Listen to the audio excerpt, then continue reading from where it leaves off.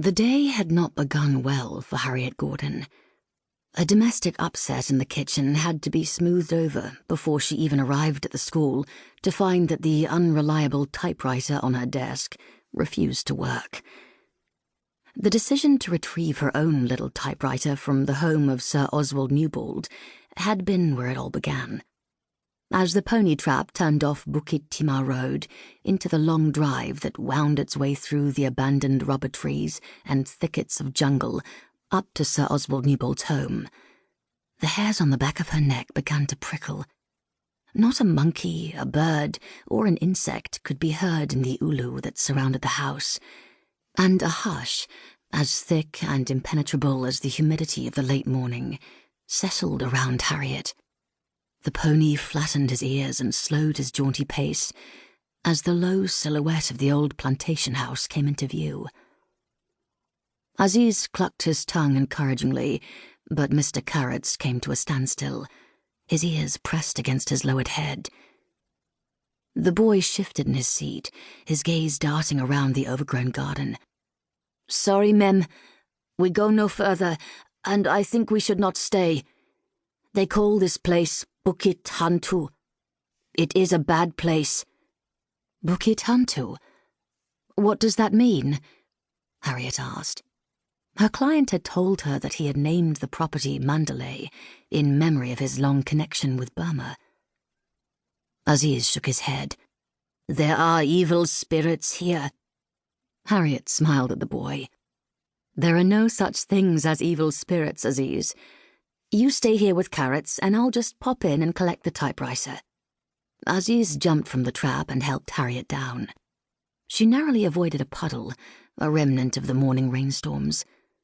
Lifting her skirts to avoid the cloying red mud, she strode the last 50 yards to the steps of the old house. On her first visit to Mandalay, it had not seemed quite so run down. But now she could see the wood on the veranda supports was rotten and in need of painting. Green mildew stained the stone steps, and a single shutter somewhere around the side of the house flapped and banged, even though there seemed to be no wind. And again, the silence. No sound of servants chattering, no clanging of pots from the kitchen. Nothing. Her unease intensified as she set her foot on the lower step leading up the veranda. Glancing back, she forced a smile and waved at Aziz.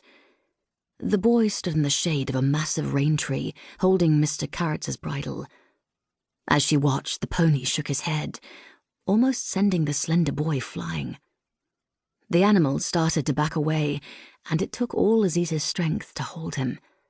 Neither boy nor animal wanted to be here, and her unease began to grow.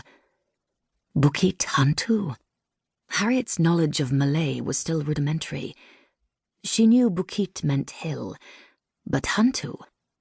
She would ask Julian when she got home. The wooden boards on the veranda creaked as she approached the door. Her client would not be expecting her until later in the day, but she needed the typewriter she had left with him. She knocked loudly on the frosted glass panel and stood back, expecting Sir Oswald's elderly Burmese servant to answer the door, as he had done the previous day. The seconds ticked past without any movement from within the house. She tried the door handle and found the door unlocked. Given the valuables she had seen in the house, she considered Sir Oswald's security a little lax. "Hello?" she called, her voice vanishing into the dark bowels of the house. "Sir Oswald? Are you at home?"